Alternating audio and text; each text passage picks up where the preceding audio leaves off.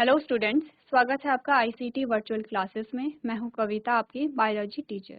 उम्मीद करती हूं आप सभी अच्छे होंगे और स्वस्थ होंगे। क्लास, आज हमारा बायोलॉजी का फर्स्ट डे है। आज से हम जो बायोलॉजी है उसे स्टार्ट करने जा रहे हैं।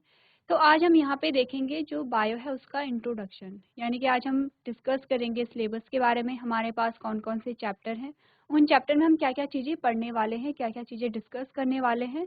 तो आज हम यही सारी चीज़ें डिस्कस करेंगे। तो आइए चलते हैं स्मार्ट बोर्ड की तरफ। तो क्लास, हम बायोलॉजी के बारे में पढ़ने से पहले जान लेते हैं कि बायोलॉजी क्या है। तो आप जानेंगे जो बायोलॉजी है वो साइंस की एक ब्रांच है, एक शाखा है। यानी कि बायोलॉजी के विषय में जानने से पहले, अपना सिलेबस जानने से पहले हम बात कर लेते हैं बायोलॉजी क्या है। बायोलॉजी अगर साइंस यानी कि विज्ञान की शाखा है तो विज्ञान क्या है, सबसे पहले हम जान लेते हैं विज्ञान का इंट्रोडक्शन, साइंस क्या होता है। उसके बारे में हम जानेंगे जो साइंस है, जो विज्ञान है, उसकी अलग अलग शाखाओं के बारे में जानेंगे, कौन कौन सी शाखाएं यहाँ पे होती हैं। उनमें से एक ब्रांच हमारे पास आएगी, वो है बायोलॉजी।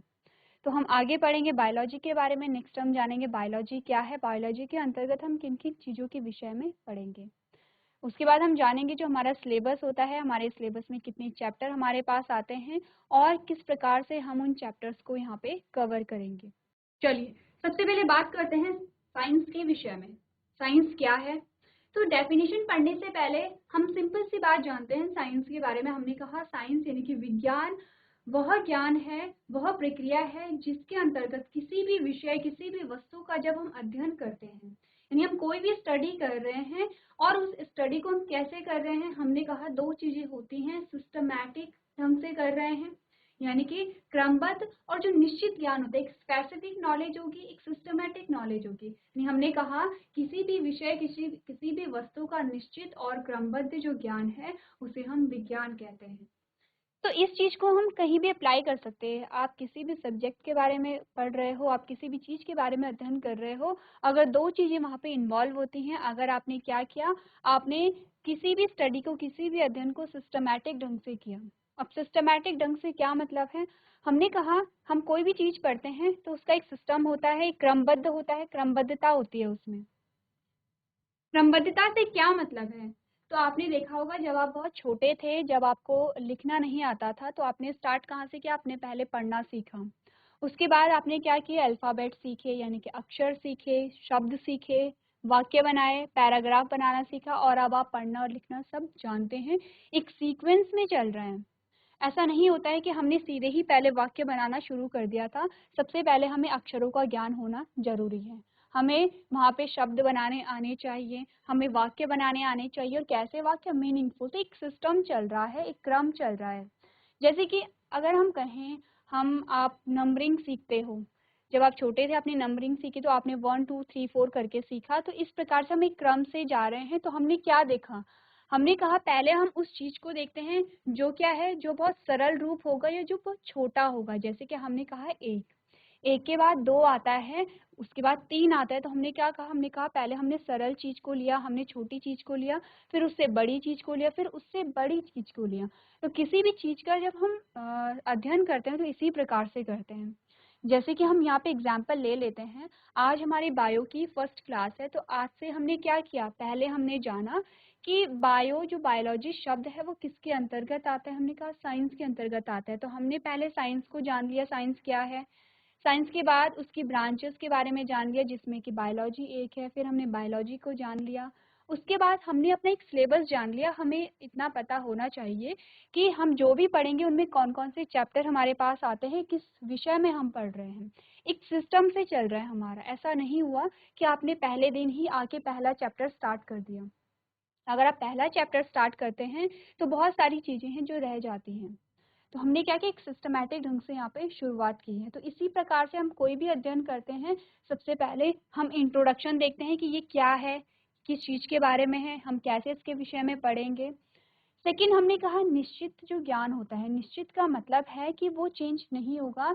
जैसे कि आपने बहुत सारी चीज़ें देखी, बहुत सारी चीज़ें, जैसे हमने कहा कि जो पानी का फ़ॉर्मूला है, जल का हमने कहा जो जल का जो फ़ॉर्मूला है वो H2O है। तो H2O का मतलब है कि ये सारी जगह पे लागू होगा। आप किसी भी कंट्री में जाते हैं, आप किसी भी क्षेत्र में जाएँगे, वहाँ पे अगर आप कहेंगे कि जो जल का रासायनिक सूत्र क्या है, आप लिखेंगे H2O है।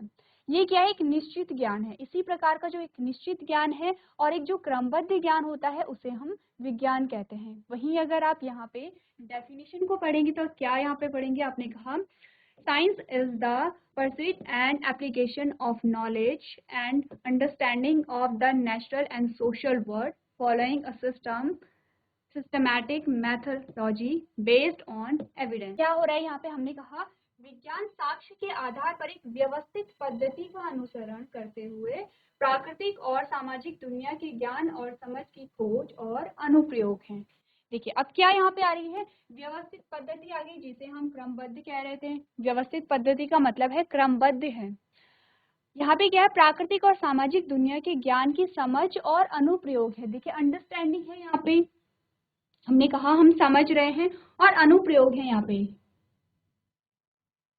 तो यानी अनुप्रयोग में क्या होगा? यहाँ पे हम कोई भी चीज़ जब सीखते हैं तो वहाँ पे एक एविडेंस होता है, उसका एक सबूत होता है हमारे पास कि जो भी हम चीज़ें पढ़ रहे हैं उसका एक एविडेंस हमारे पास होता है। वो हम जो भी हम चीज़ें सीखते हैं वो एक्सपेरिमेंट के द्वारा सीखते हैं।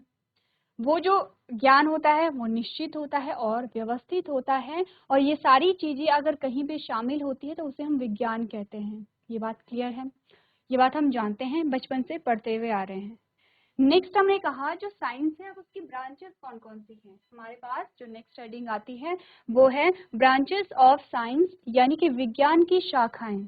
अब विज्ञान के अलग अलग भाग होते हैं, अलग अलग भागों में हम अलग अलग चीज़ों के विषय में पढ़ते हैं। कौन कौन से वो भाग होते हैं?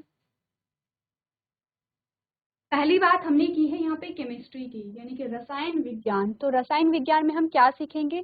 जो भी केमिकल्स होते हैं, जो भी यहाँ पे क्या होती है, नई चीज़ का निर्माण हो रहा है। जैसे हमने कहा दो चीज़ों को मिक्स करके एक नई चीज़ का फॉर्मेशन हो रहा है। जितनी भी केमिकल रिएक्शन है सारे हम केमिस्ट्री के अंतर्गत पढ़ते हैं। सेकेंड हमारे पास बायोलॉजी आता है, और थर्ड हमारे पास आता है फिजिक्स। तो जो साइंस की जो मेन ब्रांचेस होती हैं वो तीन ब्रांचेस हैं, केमिस्ट्री, बायोलॉजी और फिजिक्स। तो हम यहाँ पे बात करेंगे बायोलॉजी के विषय में, यानी कि जीव विज्ञान के बारे में।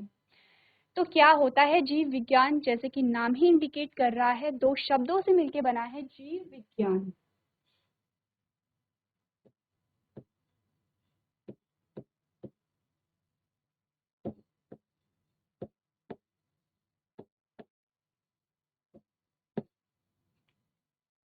दो शब्दों से मिलकर बना है जीव विज्ञान। तो विज्ञान तो हम समझते हैं कि किसी भी चीज का जो अध्ययन है व्यवस्थित और जो निश्चित क्रम में जो हम अध्ययन कर रहे हैं उसे हम विज्ञान कह रहे हैं। जीव का मतलब है जीवन से, जीव यानी कि जहाँ पे जीवन है वहाँ पे हम क्या कहेंगे? जीव कहेंगे उसे। और जहाँ पे जीवन की जो स्टडी है, यानी कि कोई भी लिविंग ऑर्गेनिज्म है, कोई भी प्लांट है, अगर वो लिविंग है, अगर वो जीवित है, उसकी जो स्टडी होगी, उसका जो अध्ययन होगा वो किसके अंतर्गत होगा? जीव विज्ञान के अंतर्गत। दोनों शब्दों का अर्थ हमें पता है, हम विज्ञान को जानते हैं, हम जीव को जानते हैं। हमने कहा कि जो जीवित प्राणियों या पादपों का जो अध्ययन होता है उस अध्ययन की प्रक्रिया को, और कैसा अध्ययन? हमने कहा सिस्टमैटिक होना चाहिए और स्पेसिफिक होना चाहिए, यानी कि क्रमबद्ध और जो निश्चित जो अध्ययन होता है उसे हम क्या कहेंगे? जीव विज्ञान कहेंगे। तो कैसे आप यहाँ पे किस प्रकार से आप वो करेंगे? अगर आप डिफाइन करेंगे तो आप क्या कहेंगे? The word biology is derive from the Greek word, यानी कि जो जीव विज्ञान शब्द है वो ग्रीक शब्दों से मिलके बना है। अब हम बायोलॉजी को दो पार्ट में डिवाइड करेंगे, बायो प्लस लॉगस।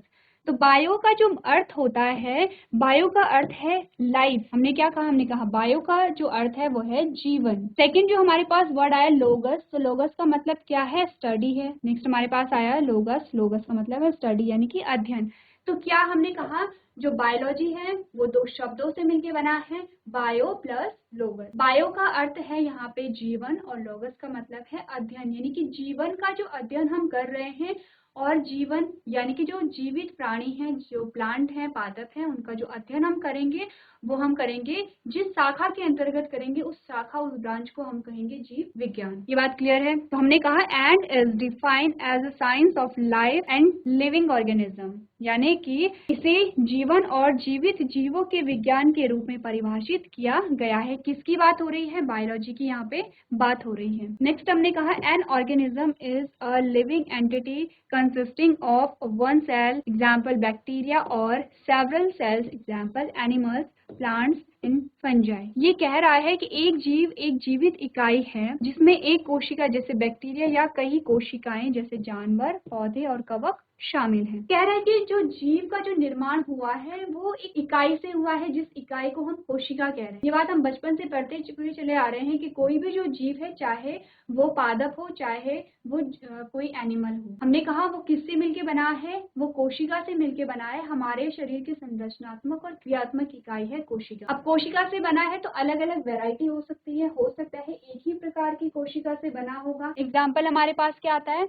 एग्जाम्पल है बैक्टीरिया। हो सकता है कि एक ही कोशिका से कोई जीव बना है, हो सकता है बहुत सारी कोशिकाओं से कोई जीव बना है, जैसे कि जानवर हो गए, पौधे हो गए हैं, फंजाई यानी कि कवक इनमें शामिल होता है। तो हम यहाँ पे मेनली किन चीजों के विषय में पढ़ेंगे? आप जानते हैं यहाँ पे मेनली हम यहाँ पे दो चीजों के बारे में पढ़ेंगे, प्लांट हो गया और एनिमल हो गया। क्योंकि हमने क्या कहा था, बायोलॉजी के अंतर्गत हम जीवन के विषय में पढ़ेंगे। जीवन कहाँ पाया जाता है? इन दोनों ही चीजों में पाया जाता है। प्लांट्स में सारी ही प्लांट वेराइटी आ जाएंगी, एनिमल में सारे ही एनिमल आ जाएंगे, चाहे वो मनुष्य हो, चाहे वो पशु हो, चाहे वो पक्षी हो, सारे ही वहाँ पे जो एनिमल है वो इंक्लूड होते हैं। ये बात यहाँ तक क्लियर है? नेक्स्ट जो हेडिंग हमारे पास आएगी उसमें हम जानेंगे ब्रांचेस ऑफ बायोलॉजी। अब हम देखेंगे जो बायोलॉजी है, जो जीव विज्ञान है, उसकी भी शाखाएं यहाँ पे हैं।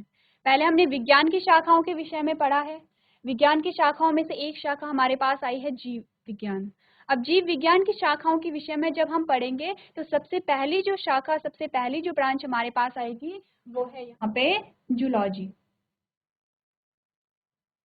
हमारे पास आया है जूलॉजी। क्या होता है जूलॉजी? हमने कहा zoology is the branch of biology that studies the animal kingdom including the structure, embryology, classification, habit and distribution of all animals both living and extinct and how they interact with their ecosystem. क्या आपको बताया जा रहा है जो zoology है वो जीव विज्ञान की एक शाखा है, एक ब्रांच है। क्योंकि हमने क्या कहा था, जीव विज्ञान में हम दो चीजों के विषय में पढ़ेंगे, प्लांट और एनिमल। सिंपल सी ये बात है, जो प्लांट है उसे हमने अलग शाखा में रख दिया है, जो यहाँ पे एनिमल है उसे हमने अलग शाखा में रख दिया है। अब जूलॉजी से क्या मतलब है? जू का मतलब ही होता है जो जंतु होते हैं उनसे रिलेटेड। तो हमने कहा जूलॉजी जीव विज्ञान की वह शाखा है जो जानवरों के समग्र अध्ययन करती है। तो जूलॉजी में हम किसके विषय में पढ़ेंगे? एनिमल के विषय में पढ़ेंगे। ये बात क्लियर है? इसमें हम क्या क्या देखेंगे? हम जो भी वो जीव है उसकी संरचना, उसका भ्रूण विज्ञान, उसका वर्गीकरण, उसकी आदतें और सभी जानवरों का वितरण यहाँ पे शामिल है, दोनों जीवित और विलुप्त, और वे अपने पारिस्थितिक तंत्र के साथ कैसे बातचीत करते हैं। इन शॉर्ट हमने कहा बायोलॉजी की जो शाखाएं हैं वो दो प्रकार की शाखाएं होती हैं, क्योंकि दो प्रकार के जीवों के बारे में हम बात करेंगे। पहला हमारे पास जूलॉजी आता है जिनमें हम जंतुओं के बारे में बात करेंगे, और जंतुओं के बारे में हम सारी ही चीजें जानेंगे जो भी इसमें आएगा। जैसे कि हमने कहा उनकी जो ग्रोथ, उनका डेवलपमेंट हो गया है, उनकी संरचना किस प्रकार की है, उनमें उनका जो डेवलपमेंट है, उनकी बॉडी के अंदर जितनी प्रकार की क्रियाएं चल रही हैं वो किस प्रकार से चलेंगी। अब यहाँ पे हम दोनों ही जीवों के बारे में बात करेंगे जो अभी जीवित हैं, पाए जा रहे हैं, और जो विलुप्त हो गए हैं, यानी कि आज के टाइम पे नहीं है, जब बहुत टाइम पहले वो जीवित थे। तो उनके विषय में भी हम पढ़ेंगे कि किस प्रकार से वो विलुप्त हुए, किस प्रकार से उनका जो संरचना है, उनकी शारीरिक संरचना है, उनमें जो अलग अलग प्रकार की प्रोसेस पाई जा रही है वो किस प्रकार से होती है। जो नेक्स्ट हमारे पास ब्रांच आती है वो है बॉटनी। पहला जूलॉजी हमारे पास आएगा, दूसरा है बॉटनी। बॉटनी को हम क्या कहेंगे? वनस्पति विज्ञान यहाँ पे कहेंगे, और जूलॉजी को हम कहते हैं जंतु विज्ञान। देखिए, जूलॉजी को हम जंतु विज्ञान कह रहे हैं, इसका मतलब है कि वहाँ पे हम जंतुओं के बारे में अध्ययन करेंगे। बॉटनी को हम यहाँ पे वनस्पति विज्ञान कह रहे हैं, इसका मतलब यहाँ पे पादपों के बारे में हम स्टडी करेंगे। तो आपने क्या जाना? आपने कहा botany also called plant science, plant biology और pathology is the science of a plant life, a branch of biology A botanist, plant scientist or pathologist is a scientist who specializes in the field. In this field, तो हमने क्या कहा, वनस्पति विज्ञान जिसे पादप विज्ञान भी कहते हैं, पादप जीव विज्ञान कहते हैं या पादप विज्ञान कहा जाता है। पादप जीव विज्ञान और जीव विज्ञान की एक शाखा है। तो यहाँ पे क्या है, तो पादप जीवन का विज्ञान और जीव विज्ञान की एक शाखा है। एक वनस्पति विज्ञानी, पादप वैज्ञानिक या फाइटोलॉजिस्ट एक वैज्ञानिक है जो इस क्षेत्र में विशेषज्ञता रखता है। यानी कि बॉटनी के अंतर्गत हम पढ़ेंगे पादपों के बारे में। अब जो पादपों की जो स्टडी करे, जिसने अध्ययन किया है, जिन्होंने खोज की है, उन्हें हम कहेंगे यहाँ पे जो साइंटिस्ट होते हैं। तो उन्हें हम बॉटनिस्ट भी कह सकते हैं, पैथोलॉजिस्ट भी कहते हैं, प्लांट साइंटिस्ट भी इन्हें हम कह सकते हैं। तो इस विषय में हम यहाँ पे ये चीजें पढ़ेंगे। चलिए, अब ये तो था जो इंट्रोडक्शन था साइंस का, साइंस की ब्रांचेस का, बायोलॉजी का और बायोलॉजी की ब्रांचेस का। तो ये जो है आप सारी चीज़ें जान चुके हैं। अब हमारे पास आएगा हमारा सिलेबस। हम देखेंगे हमारे पास कौन कौन से चैप्टर आते हैं और उन चैप्टर में हमें किस चीज़ के विषय में पढ़ना है। सबसे पहले हमारे पास जो क्लास 12th की फर्स्ट यूनिट आएगी, वहाँ पे आएगा हमारे पास रिप्रोडक्शन। पहले यहाँ पे आएगा प्रजनन के विषय में हम इस चैप्टर में पढ़ेंगे।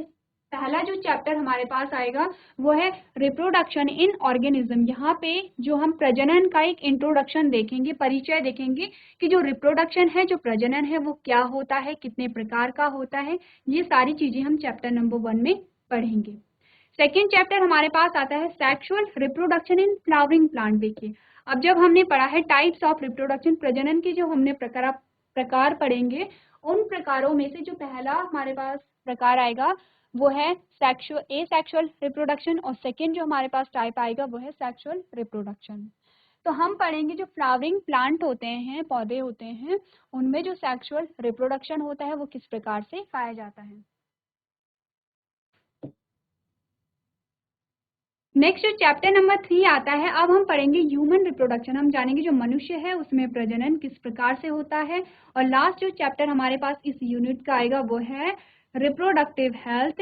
यानी कि हम इस चैप्टर में जानेंगे जो रिप्रोडक्टिव हेल्थ है उसे वो क्या होती है, उसे किस प्रकार से यहाँ पे मेंटेन किया जा सकता है। नेक्स्ट जो हमारे पास यूनिट आएगी उसमें हम देखेंगे जेनेटिक्स एंड इवोल्यूशन। यहाँ पे हम जानेंगे जेनेटिक्स के बारे में, जेनेटिक्स क्या होती है, इवोल्यूशन क्या होता है। तो इसमें जो चैप्टर नंबर 5 इस यूनिट का पहला चैप्टर और आपकी बुक का जो चैप्टर नंबर 5 है उसमें हमसे कहा गया है principle of inheritance and variation. यहाँ पे हम देखेंगे कुछ प्रिंसिपल हमारे पास आते हैं जेनेटिक के, अनुवांशिकी के, वो हम यहाँ पे पढ़ेंगे। नेक्स्ट जो चैप्टर आएगा वो है मॉलिक्यूलर बेसिस ऑफ इनहेरिटेंस, यहाँ पे हम देखेंगे। और जो नेक्स्ट चैप्टर आएगा वो है इवोल्यूशन के बारे में, हम जानेंगे इवोल्यूशन क्या होता है, किस प्रकार से होता है। नेक्स्ट जो यूनिट हमारे पास आती है उसमें है बायोलॉजी इन ह्यूमन वेलफेयर। तो ये जो चैप्टर नंबर 8 है इसमें हम पढ़ेंगे ह्यूमन हेल्थ और डिजीज के बारे में। यहाँ पे हमने पढ़ना है मानव स्वास्थ्य के बारे में और बीमारियों के बारे में कि जो मानव स्वास्थ्य होता है वो क्या होता है, किस प्रकार से हम हेल्दी रह सकते हैं, और अगर यहाँ पे जो बीमारियां होती हैं वो कितने प्रकार की होती हैं, किन चीज़ों से फैलती हैं, किस प्रकार से हम बीमारियों से यहाँ पे बच सकते हैं, ये सारी चीज़ें हम इस चैप्टर में पढ़ेंगे। नेक्स्ट जो चैप्टर नंबर 9 हमारे पास आएगा वो है strategies for enhancement in food production. यहाँ पे हम उन स्ट्रेटजीज के बारे में पढ़ेंगे जिनके द्वारा हम जो फूड प्रोडक्ट है, जो भोज्य पदार्थ हैं, उनके उत्पादन को किस प्रकार से बढ़ाया जा सके। हम सारी जो स्ट्रेटजीज हैं वो इन सब चीज़ों में पढ़ेंगे। और नेक्स्ट जो चैप्टर हमारे पास आता है दैट इज चैप्टर नंबर 10। यहाँ पे हम पढ़ेंगे माइक्रोब्स इन ह्यूमन वेलफेयर। यहाँ पे हम पढ़ेंगे माइक्रोब्स के बारे में, सूक्ष्म जीवों के बारे में। तो जब हम सूक्ष्म जीवों के बारे में पढ़ेंगे तो हम जानेंगे 2 प्रकार के सूक्ष्म जीव होते हैं, हानिकारक और लाभदायक। तो इसमें हम देखेंगे जो हानिकारक माइक्रोब्स हैं उनके नाम क्या क्या हैं, किस कैटेगरी से बिलोंग करते हैं, क्यों वो हमारे लिए हार्मफुल हैं, ऐसी क्या चीज़ है जिन्हें हम उन्हें जो हार्मफुल बैक्टीरिया है, नकारात्मक बैक्टीरिया है या हानिकारक बैक्टीरिया है, उसकी श्रेणी में रख रहे हैं। दूसरी जो हमारे पास कैटेगरी आएगी वो है हमारे लिए यूजफुल बैक्टीरिया या लाभदायक बैक्टीरिया। उनका भी हम सेम देखेंगे, एग्जाम्पल जानेंगे कौन कौन से वो माइक्रोब होते हैं या बैक्टीरिया होते हैं या जो भी अलग अलग हमारे पास कैटेगरी आएंगी। नेक्स्ट हम जानेंगे कि किस प्रकार से वो हमारी सहायता करते हैं और उनके एग्जाम्पल हम देखेंगे।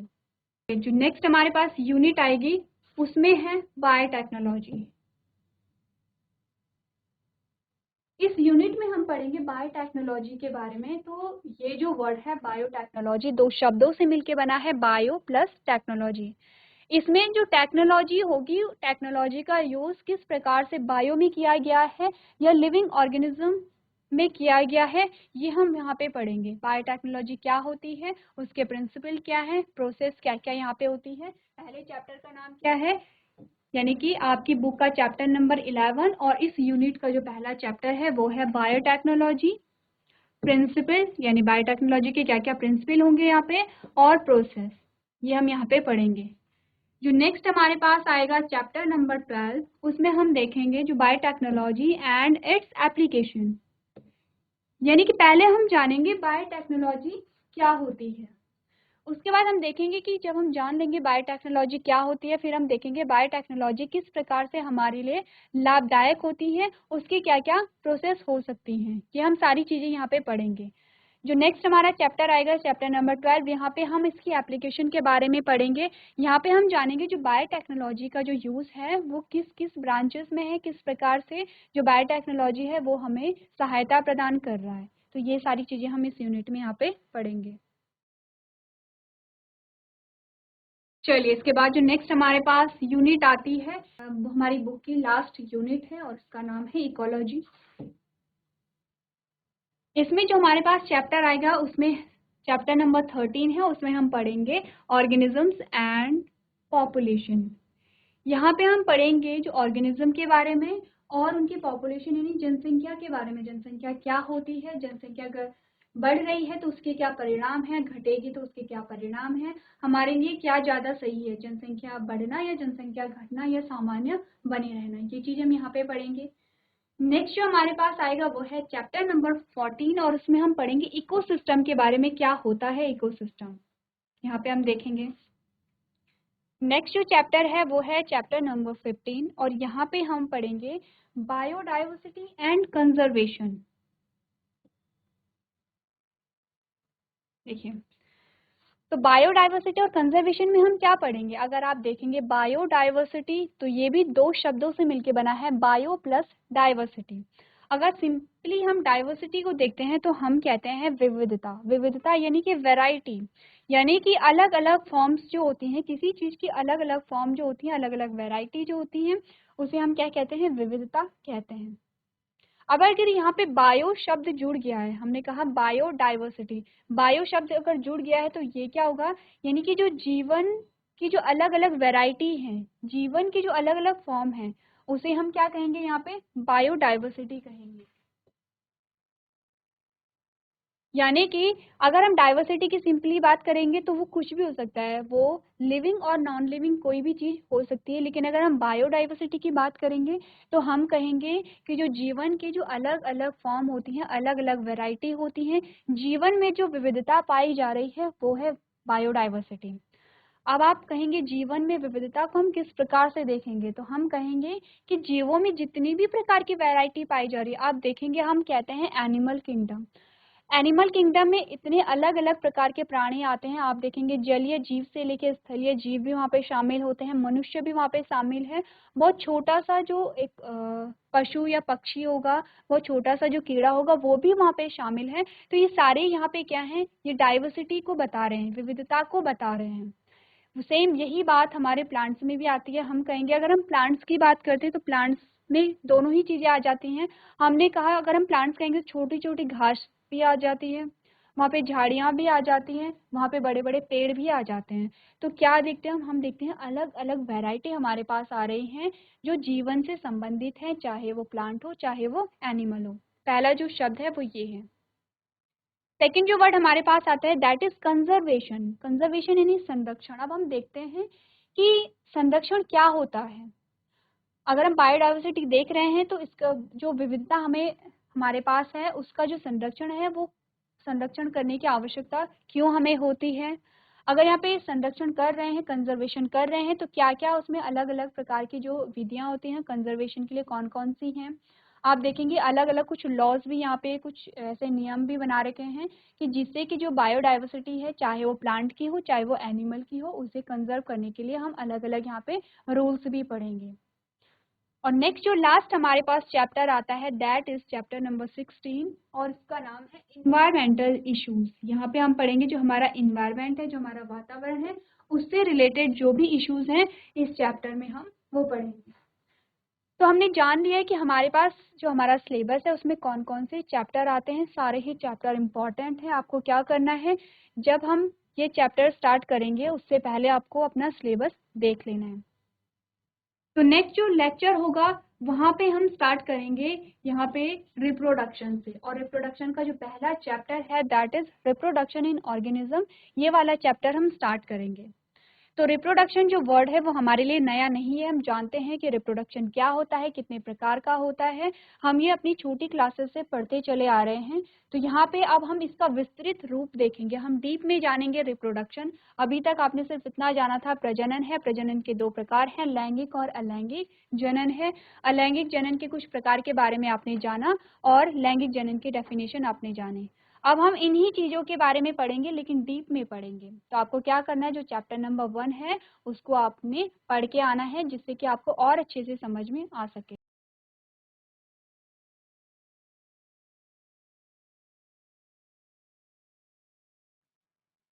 सो क्लास आज हमने सिलेबस को यहाँ पे डिस्कस किया है। जो नेक्स्ट हमारा लेक्चर होगा वहाँ पे हम अपना चैप्टर नंबर 1 स्टार्ट करेंगे। तो आप अपनी प्रिपरेशन के साथ यहाँ पे आएंगे। तो आज के सेशन में हम इतना ही करेंगे। अभी तक क्लास में बने रहने के लिए आपका धन्यवाद।